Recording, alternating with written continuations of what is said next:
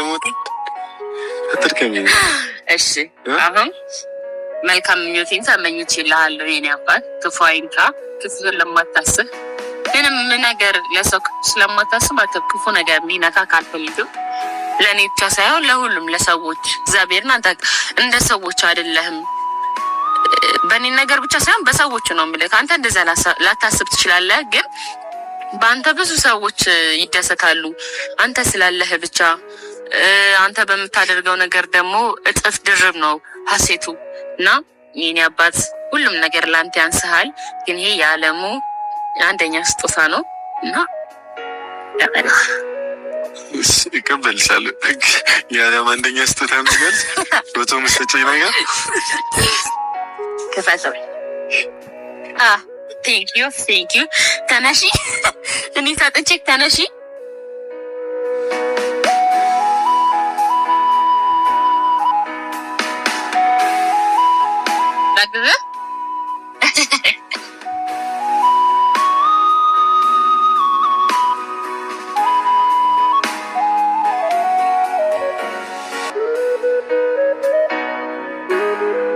መጀመሪያ አንተ ታያለህ ቤተሰብ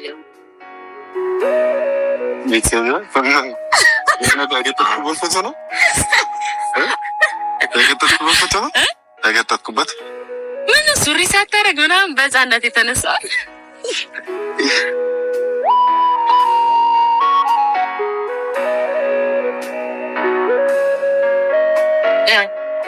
ወደድከው?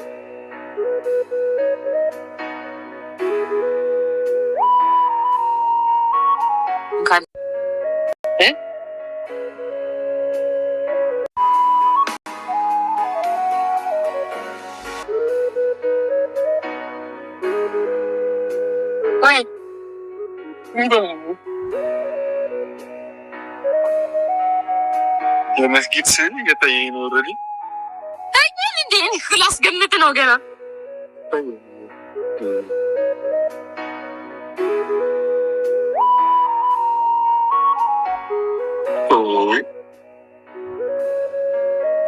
አንኛው ግድግዳ ላይ ተሰቅሎ በጣም dhugaa rabbii jaalalli ijoollee kana lamaan gidduu jiru hedduu takka nama qannaasisa mee eenyu namni akka koo ijoollee kana sirriitti jaalattan maaliif jennaani jaalalli dhugaa osuma fakkeessaa maleeyyuu ni mul'ata fuula namaatirraa jechuudha ijoollee kana lamaan jalqaba gaafan argu piraankiidha jechaan ture jechuudha jaalala isaanii haa ta'u malee mootu jaalala dhugaa ta'uun isaanii akkasuma immoo jaalala dhugaa ta'uunsaa kan namoota kaawwaniitiin warroota fakkeessanii akkasuma yuutuubara guddifachuuf hojjetan irraa adda maaliif jennaani waan dhugaa irratti hundaa'e akkasumas immoo waan lapheen namaa jaalatu waan lapheen nama kamiyyuu jaalatu wantoonni isaan yeroo baay'ee hojiidhanis ta'e akkasuma gochaa mul'isuu irrattis wantoota adda addaa irratti hedduu takkanatti tolu ani akka kootti jechuudha maaliif jennaani tarii namoonni baay'een amantaadhaan isaan adda addaa ta'uu qabu jechuu danda'u. haa ta'u malee mootu isaan laphee isaanii amansiisanii itti amananii jaalalli akka eessumattuyyuu nam kamiyyuu amantaadhanis ta'ee akkasuma wantoota adda addaatiin akka nama hin fageessine akka addaan nama hin fageessine hubatanii jechuudha. Mee ilaala fakkeenya godhadhaa ijoollee baay'ee jechuudha. Haala hojii isaanii irrattis ta'ee wantoonni isaan yeroo baay'ee yoo ilaaltan jechuudha. Baay'ee wantoota baay'ee jechuudha maaliifi isaan dhugaa fakkeessuuf yaalanii malee fakkeessaaf akka hojjetan hin beeksisa jechuudha. Ammootu jaalalli dhugaan laphee irra waliif qabanii akkanumatti jechuudha wanti isaan hojjetaniinis ta'e haala adeemsa isaanis hojii isaanis gaafa laaltanii dhugaan isin jedhan beeku garuu ani akka kootti jechuudha jaalala dhugaa akkamatti fuula isaaniitirraa dubbisuun hin danda'aman jedha. Akka gama kootti jechuudha. Tarii namoonni baay'een akka ilaalcha keessaniitti jechootawwan adda addaa jechuu dandeessanii namni kamiyyuu akka itti fakkaatetti dubbata sababii ta'eef jechuudha. Maaliif jennaan yeroo baay'ee nuti namni amantaa lama amantaa garaagaraatiin akkamitti mana tokko keessa jiraata. Akkamitti gara fuulduraa daa'imni isaanii maal ta'uu qaba. Wantoota baay'eedha kan nuti jennu jechuudha. Haa ta'u malee abbaan lamaan suni akka isaaniif ta'uu danda'u, akka jireenyi isaanii itti fufuu danda'u, akka jireenyi isaaniitti aga dhumaatti wajjin deemuu danda'utti itti mari'atanii laphee isaanii amansiisaniitu itti seenan jechuudha. Garuu mootu ani wanti na gammachiise fakkeessaa malee jaalalli dhugaa lamaan isaanii gidduu jiraachuudha jechuudha. Maaliifi namoonni tokko yeroodhaaf sa'aatiif fakkeessanii takka turanii tommoo jechuudha. Jechootawwan adda addaa kan dhiyeessan baay'een isaanii jiru jechuudha. Garuu mootu ijoolleen kuni hin beeku yeroo baay'ee jechuudha. Maaliif akka ta'e hin beeku hedduu takka nama raran jechuudha. Wanti isaan hojjetan irratti yeroo baay'ee nin ilaala jechuudha. Mee ilaala isaanuma bukkeete jechuudha. Namoota baay'ee jechuudha jara kana walii warroota duraan yuutuubara hojjetaa turan jechuudha. Wanti isaan hojjetan waan kallattii kamiiniyyuu waan safuu dagate waan baay'ee nama jibbisiisu. Garuu isaanii walumaa galatti akka maallaqaaf hojjetan beekamaadha jechuudha. Garuu mucayyoon kuni erga mucaa kana wajjin walitti dhuftee maaliif isin jedha waan kamirrattuu jechuudha. Waan namaaf barumsa ta'uu danda'u. Akkasuma jaalalli jiraatee jennaan waan kamiyyuu akka jiraachuu danda'u. Wanti isaan hojjetan yeroo baay'ee anaaf sirriitti natti tola. Maaliif akka ta'e hin beeku. Baay'ee tokko natti tolu jechuudha. Tarii namoonni baay'een jechuudha jechoota waan adda addaatti kan fudhatanii jiran jechuudha. Kanaafi ani walumaa galatti amantaan garaagara ta'eedhaa fi akka waliin jiraachuu jireenya isaanii keessatti jaalalli akka waan kamiyyuu nama hin daangeessineedha. Wanti ani hubadhee jechuudha. Kanaaf maaliif isin jedhee tarii namni alaala laalu maaliif akkas gooti isheen amantaa ishee osoo hin taane akkamitti ta'uun qabu. Namoonni jechoota baay'eedhaan ibsanii hin beekani kana jechuudha. Namoonni akka kallattiiwwan hedduutti fudhatan nan amanallee nan dhagaa argaa jirallee jechuudha. Haa ta'u malee immoo isaan keessa isaanii amansiisanii maaliifiyyuu wanti amantaarraan dhufee akka walitti isaan hin buusne dura wal amansiisaniitu itti galan. Jalqaba duraa maatiin isaaniiyyuu imbi jedhanii turanii ijoollee kana lamaan jechuudha. Maatiin isaallee kan isheellee jechuudha. Garuu ijoolleen kuni jaalala dhugaa isaan lamaan gidduu jiraachuutti gaafa beekan hin dhiisanii jechuudha. Maaliifi dhiisi yoo jedhaniin atis isa wajjin hin jiraatinii akkasumas immootu isaanillee ishee wajjin hin jiraatiin gaafa jedhaniin ijoolleen sun akka miidhaman gaafa arganii cal jedhanii dhiisanii jechuudha. Maaliifi amantaan kan abbaati laphee ofiitiif jedhanii amananii. Haa ta'u malee immootu akkamitti mana tokko keessa jiraatama waan jedhu namoonni baay'een gaafii kaasaa turan jechuudha. Maaliifi namni tokko jechuudha. Ijoolleen isaanii gara fuulduraa musliima ta'a moo kiristaana ta'a waan jedhan fa'a. Sana isaantu itti mari'ateetu ijoollee isaaniitis maal gochuu akka qaban jireenya isaanii akkamitti akka itti fufuu qabu mari'ataniitu itti galanii wanti irra caalatti ana dasna jedhu wantoonni isaan hojjetan walumaa galatti ana kan keessa koo na gammachiise namaaf barumsa ta'a. Bakka baay'ee tokko maaliif jennaan hin beekani.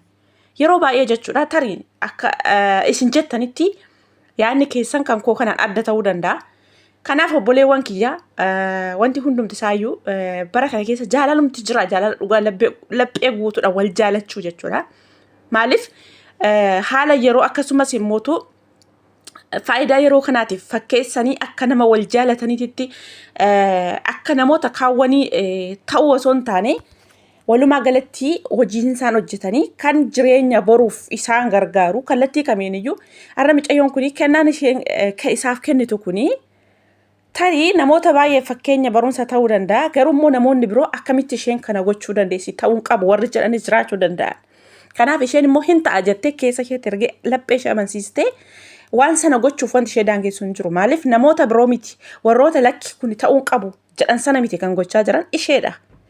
Maaliif itti amanteetu akkasumas immootu waan isa gammachiisuu danda'u akkasumas ammam amantaa isaa sanaaf ammam akka iddoo guddaa qabdu ammam akka kabajaa qabduuf ammam akka ofii jaalatu sana kan isaa sanallee akkamitti akka iddoo guddaa qabduuf ammam akka amantaa isaa sanatti kabajaa qabduufi waan isa gammachiisu kenniteef kennaa jechuudha. Kallattii kamiinuu in agarta yoo ta'e jechuudha.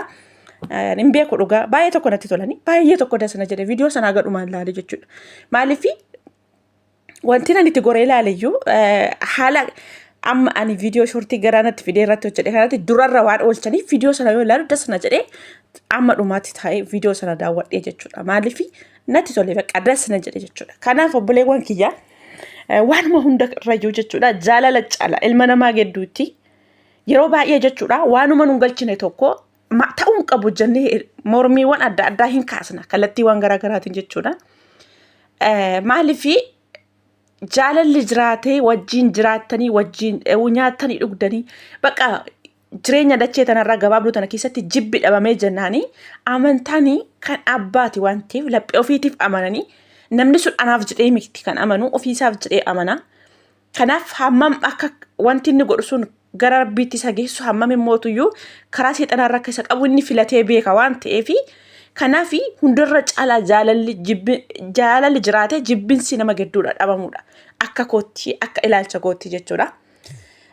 Kanaaf ijoollee kana namoota hedduudhaaf fakkeenya ta'u dhugaa baay'ee tokko natti tolanii mee namoonni akka koo kallattii kamiiniyyuu hubadha haala gaariitiinis hubattanii haala badaadhaanis hubattanii mee namni wanti isinitti dhagahame yaada bal'aan akka koomentii jalatti irraa barreessitaniin barbaada. Maaliif namni walirraa barata waan ta'eef tarii namoonni akka kanatti immoo isin gammachiises yaaduma gaarii keessatti dhagahame sana akkasumas immoo sirrii miti kun bakka kanatti ta'uun qabu warra jettamee yaada keessan koomentii jala naa kaa'aa isiniin jedha. Ana hedduutu akkanatti tolanii hedduutu akkana gammachiisanii baay'ee tokko dasna jedhe maaliif akka ta'e hin beeku baay'een isaan jaaladha yeroo baay'ee jechuudha. Tarii viidiyoo isaanii yeroo hundaa ni ilaala waan isaan hojjetan jechuudha. Laayivii kana dura dabarsite irrattii fi kan ammaa kana wal bukkee qabee ilaalee parsantii 100 kan ammaa kana turre natti tolaana jechuudha. Nama 5 duraan laayivii wajjin dabarsite sana son taane isa amma mucaama wajjin jirtu kanatu jechuudha. Hedduu natti tola. Tarii kan duraanii suni in beektan Abrush jechuudha namni kamiyyuu yuutuubara. Inni amantaan isaatii fi amantaan Fiqir tokko ture kiristaana innis isheenis kiristaana turte. Garuu mootu wantoota isa wajjin kana dura dabarsiteerra jireenya yookaas immootu jaalala kana dura isa wajjin dabarsite isaa irra kan mucaa kana wajjiniin dabarsaa jirtutti hedduu akkanatti tole.